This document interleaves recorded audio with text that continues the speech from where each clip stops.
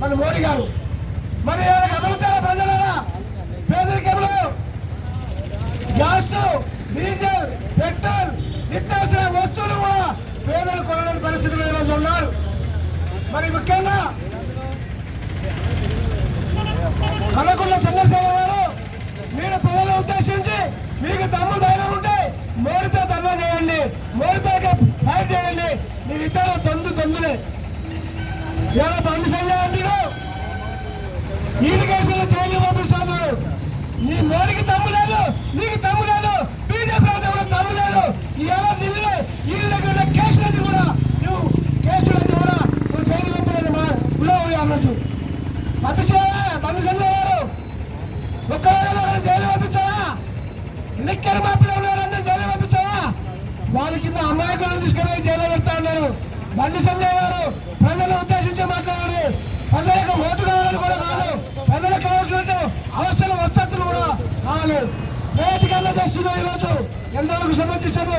మరొకసారి బీజేపీలో ఉన్నటువంటి ఎమ్మెల్యేలు, ఎంపీలు, మినిస్టర్లు ప్రజల ఓటు అడగడానికి, టీఆర్ఎస్ పార్టీ ఎమ్మెల్యేలు, మినిస్టర్లు ప్రజల ఓటు అడగడానికి మీకు సిగ్గుశాతం ప్రవర్తించాలని మీకు మళ్ళీ నాంది పలికి మీరు చిత్తశుద్ధిగా ఓడవస్తారని చెప్పి ఈ సభలో తెలియజేస్తూ, మరి ముఖ్యంగా మోసం ఏంటంటే ఈ చంద్రశేఖర్ గారు ఒక దళితులను ముఖ్యమంత్రి చేస్తా అన్నారు.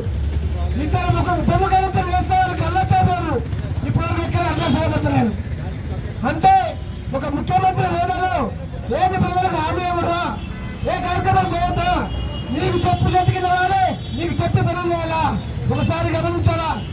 దళితులు, క్రిస్టియన్స్, మైనార్టీ బీజేపీకి, టీఆర్ఎస్ కి ఎండబెట్టాలంటే 85% ఓటు జనాభా ఎస్సీ, ఎస్టీ, బీసీ, మైనార్టీలు ఈ ఏకైక బీజేపీని, టీఆర్ఎస్ ను తొక్కాలని ఓటును కాంగ్రెస్ కేస్తే సోనియా అని మన కాంగ్రెస్ ప్రభుత్వం వస్తుంది.